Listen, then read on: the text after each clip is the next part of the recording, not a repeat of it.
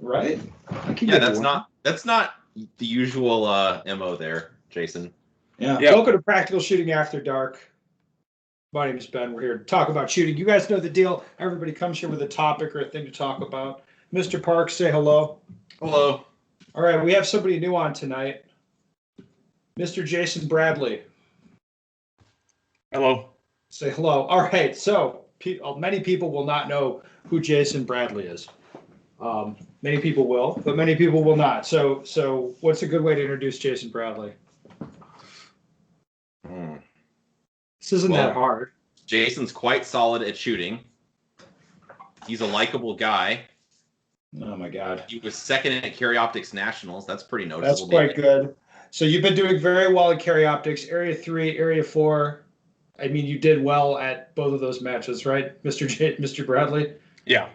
Carry Optics. So you're shooting a Canic in Carry Optics, which is pretty interesting. I have handled your guns. You have a very nice trigger in there, sir.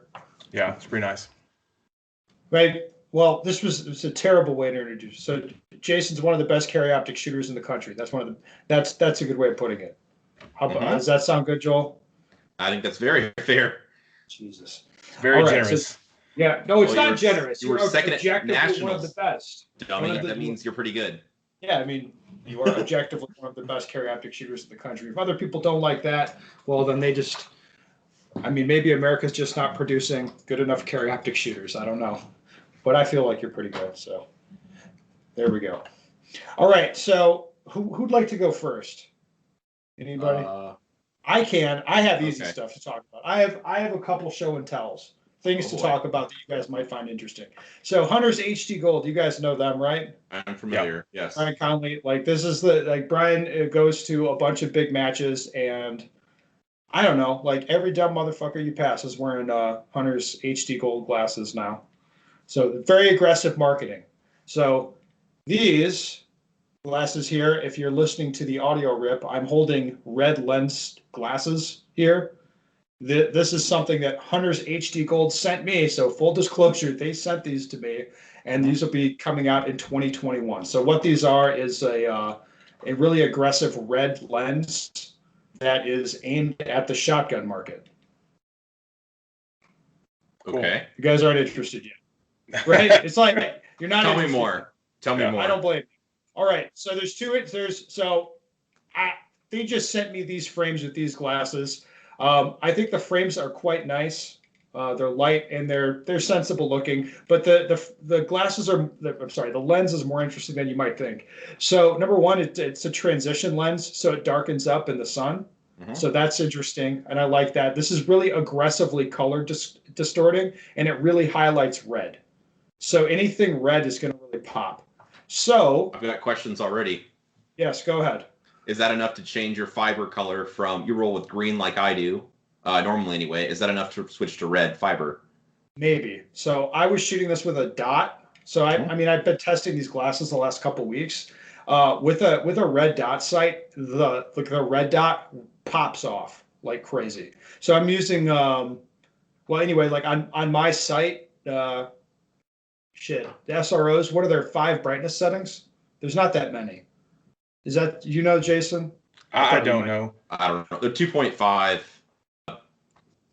That's the MOA. But I mean, there's not that many brightness settings on these things, on the optic. And it's like I'm using one brightness setting dimmer to see the dot the same way. Does that make sense? Uh-huh. So even seeing having the sight be dimmer, it doesn't then in theory when you're not running the dot as bright, then you're not going to look to the dot itself as much, or you won't have a propensity to do that. So these I thought were pretty interesting, especially if you're shooting a red dot. They're going to really, I'm not even saying it's good. It's just going to be a really dramatic effect on how colors present themselves. So to give you an option, if that's something you need, like to see the dot better, like you can't see it, then these might be interesting to look at. For iron-sighted shooters, do you think they're as interesting? Well, I mean, if you're shooting a red fiber, maybe. I mean, I don't know. You'd be choosing between this and the gold, I imagine, or whatever else they're working on. I don't know, but these are pretty aggressive. Interesting. Yes. See, you didn't think it'd be interesting, but I took it to an interesting place. I got another thing some people sent me. So these are target stands from a place named Pivo Sports. They sent these to me, and really, these are fairly conventional. So if you're an audio rip person, I'm holding two target stands. They're fairly conventional design. One of them is the H style, which is like you just set it on the ground and then stick the sticks in it, the H style. And then the other one is the kind of the cheaper style where you just push a bracket into the ground and then that holds target sticks. Like the real estate signs would be a fair way to say it, like that people would exactly like those. understand. So that's kind of a cheesy design. I don't love those for matches. But for training, if you have the right type of ground to use, they can be okay. So the interesting thing about these is they're aluminum. So, yeah, I mean, quite light. Yes, these are super lightweight aluminum. Like unremarkable designs otherwise, but the made of that material. All right, that's pretty interesting. And then as far as pricing, the little one is $25 and the big one $35 for the big aluminum one seems like an okay deal to me, to be honest with you. About what target stands I think run anyway. So yeah, that's and probably having fair. it be lightweight aluminum, I'd be like, yep, that'd be a winner as far as I'm concerned. So sign me up for that. So anyway, that was a couple items that people sent in. So, there you go. There's the rundown on that stuff. See, that was easy, right? A fun topic, Joel. That was interesting. Nothing spicy, nothing crazy. You never do anything spicy or crazy. Yes, that was very interesting. Good work, Ben. Right. All right. What do you got, Joel? I want to talk about an idea I got from Ben. So at our club, we had a bit of a abrupt change in management at our club with no handoff. And so it's like, who's going to be the match director? It's a lot to ask one person to do. I'll be frank, I'm not going to be there when it's December or January and it's like 0 or it's 10 degrees. Like, I'm just not going to be there. So asking one person to like have a 12-month commitment is a lot, or a couple years, whatever. And so in discussing with Ben, he gave me the idea of a rotating match director because he'd seen that work well at other clubs. And in talking that over with the dudes at my club, they were a little skeptical at first, but I got them to go along with it.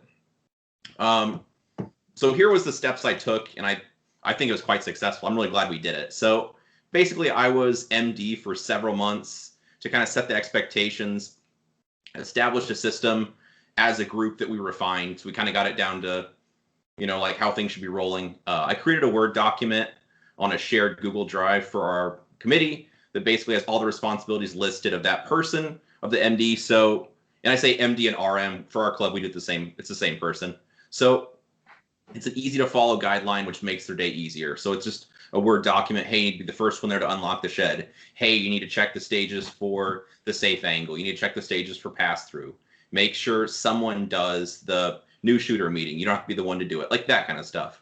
So then someone knows exactly what's expected of them, and that makes it really easy. It's less, like mystical, I suppose. And so I make sure someone signed up to build up the stages like before the match starts.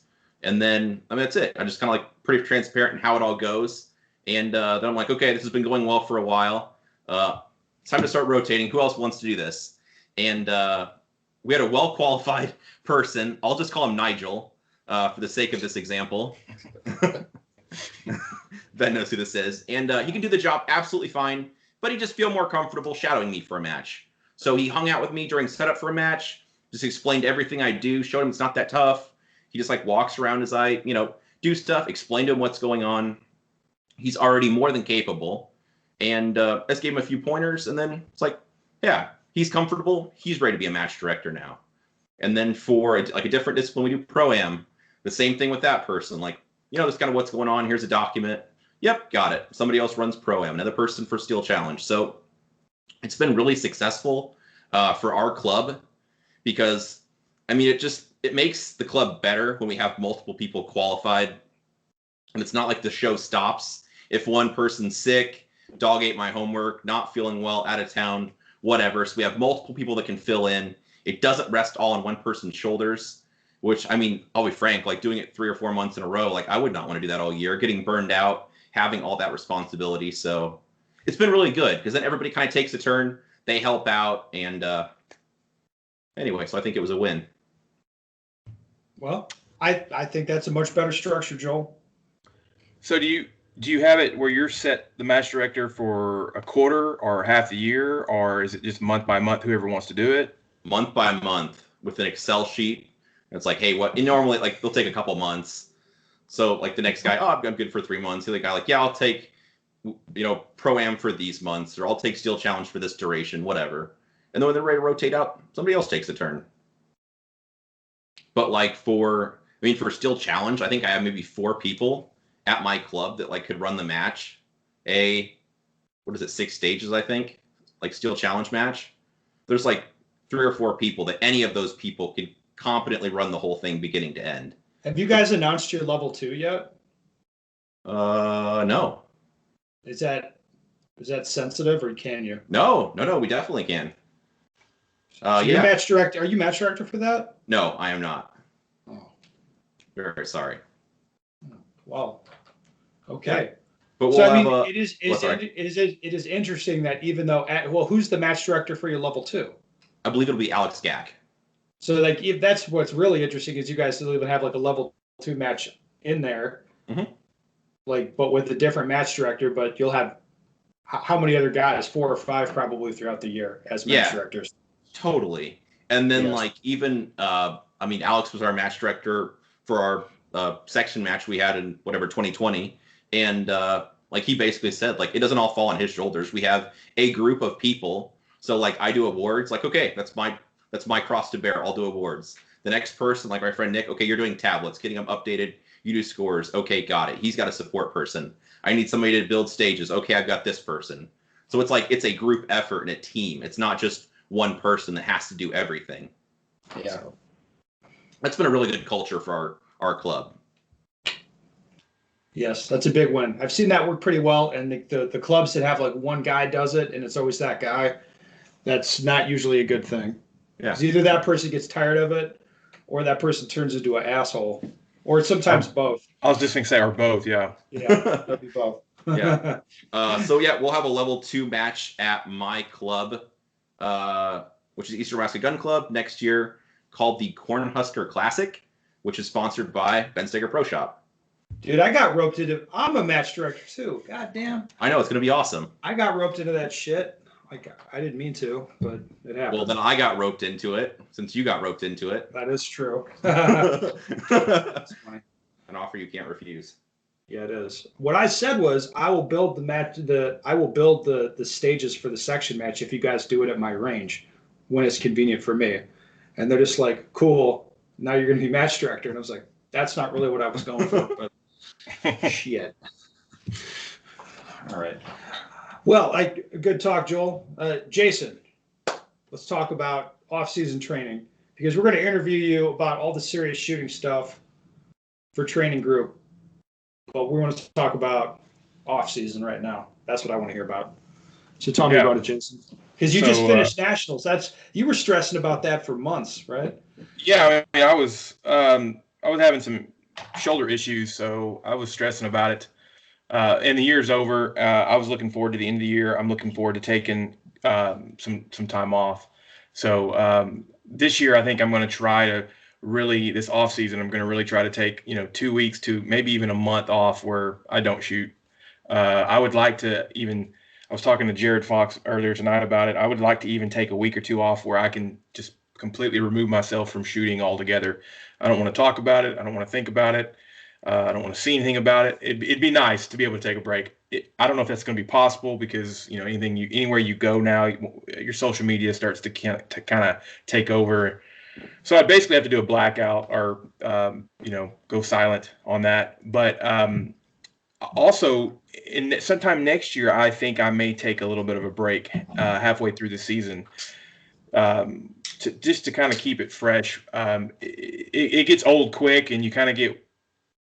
This year might have been just a different story because of all the COVID stuff going on, but it's just easy for me to kind of I don't know if overwhelmed or just annoyed. Annoyed's probably a better word for me. So I'm looking forward to taking some time off, and then really hitting next year hard with training. and trying to make a lot of improvements. So yeah, and then you have to.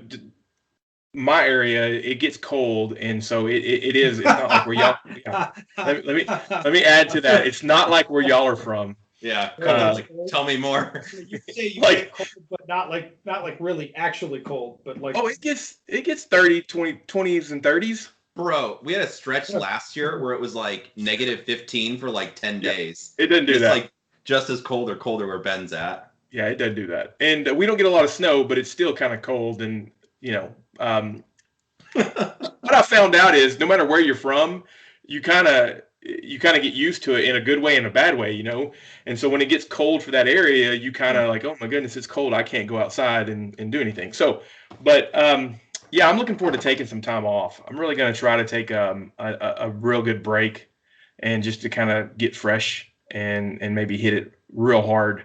I don't want to take too long off. And what happens is I'm afraid that if I take a month off, I'll be fighting that feeling of getting reacclimated with everything. But I know that if I do it, it'll come back. I think taking time off makes you better. I do too. Like taking it, I mean, because I used to just train all year, like year round, which was so dumb. Because when I took the training away for a few weeks and then started training again, I would have so much more energy and kind of a different perspective.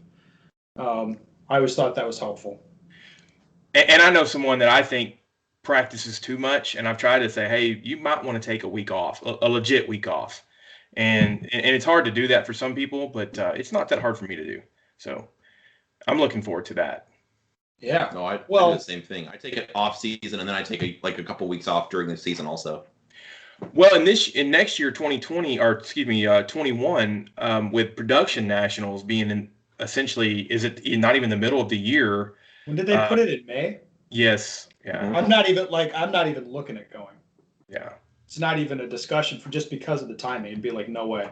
Right. Yeah, you're already booked solid, I think. I'm already, like everything's already like I just did my calendar. It's like, yeah, I'm not canceling 6 weeks worth of shit to like train for and then go to national. Like I'm not doing that. It's just not going to happen. Didn't they do it one year where it was in May or June? It was early like this? No? Okay, so this is the first year that y'all can think of where it was like this? When it was a combined, like it was a standalone production nationals in 2015, it was in August. Wow. Okay. But it was actually truly standalone. It was just production nationals, and it was separated, I think, by at least a couple months from everything else. So. Okay. Yeah. Was that at PASA, Ben? It was. I went to that, I believe. Oh, well. Yeah. All good things must end, I suppose. So, yes, good. Are you ready to move on to some questions, gentlemen? We'll have some fun. Because I got a couple that are fairly fun. And okay. So, one message was sent. Like, this guy sent a book email, but I'm going to read. You guys will get the gist of it. I'll just read some of it. And you'll get the idea pretty fast. My idea runs along. So this guy's responding to the recent drama with the president of the organization and that sort of stuff. So anyway, he says, my idea runs along the lines of creating a new shooting organization.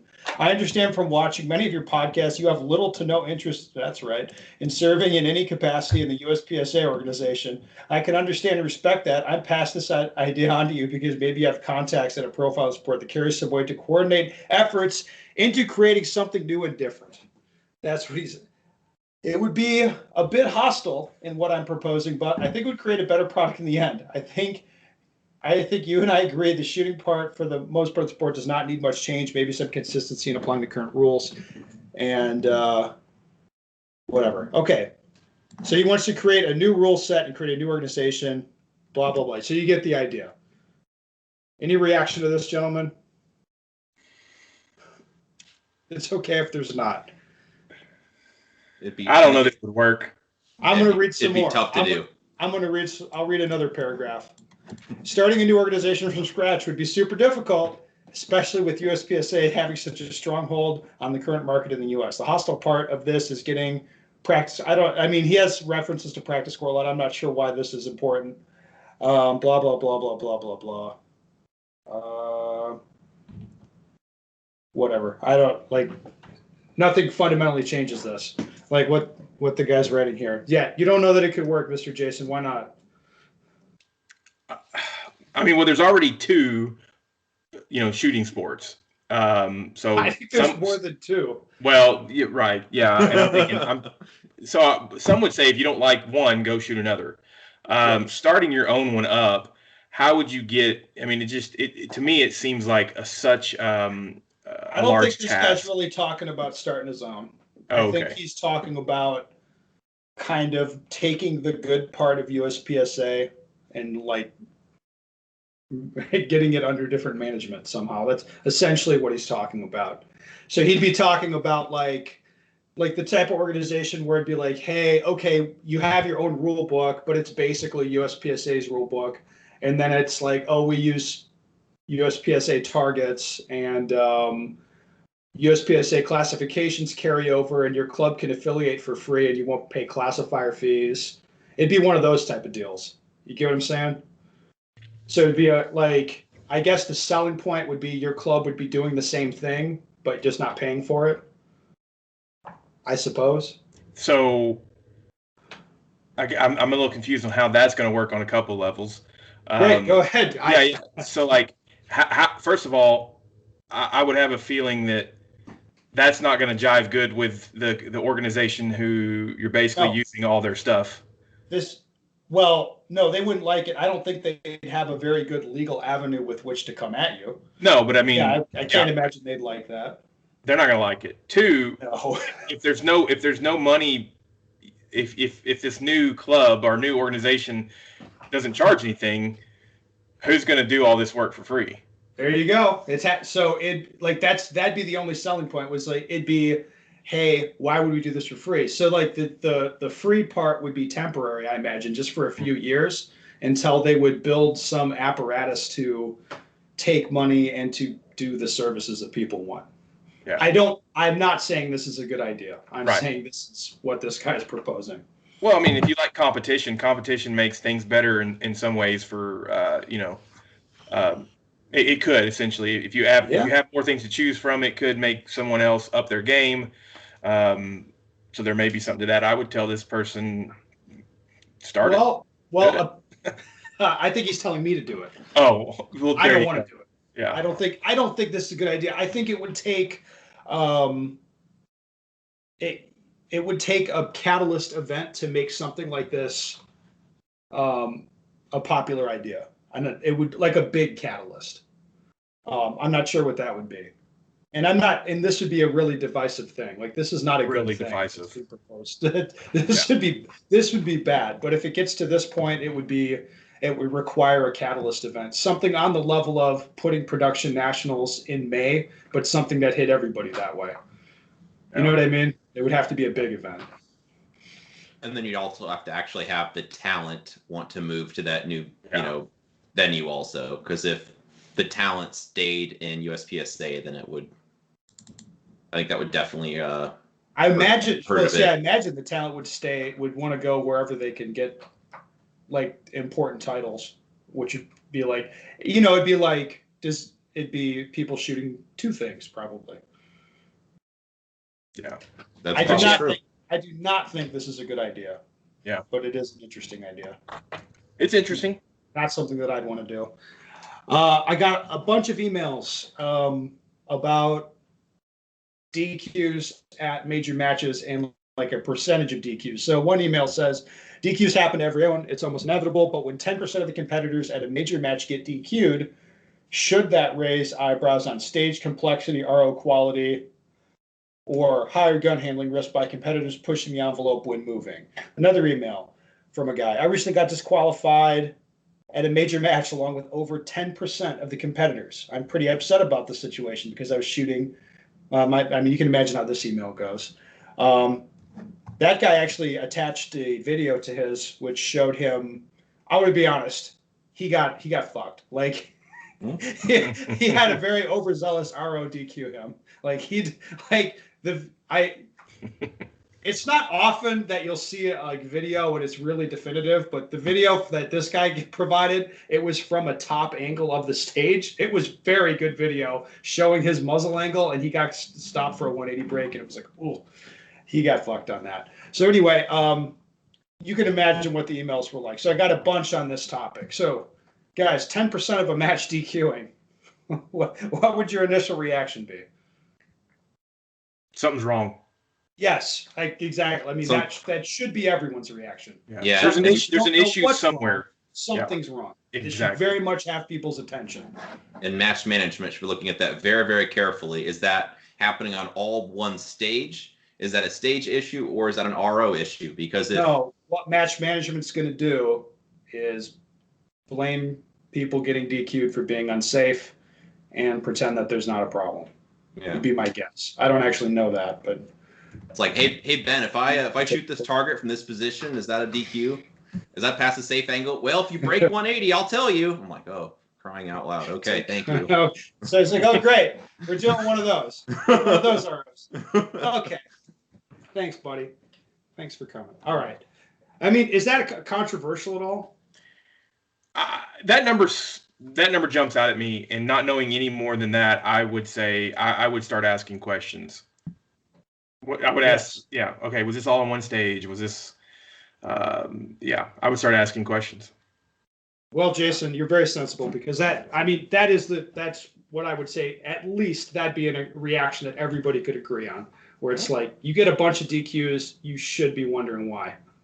And we shouldn't have 10% of people getting DQ'd from a match. This is not a good situation long term. All right.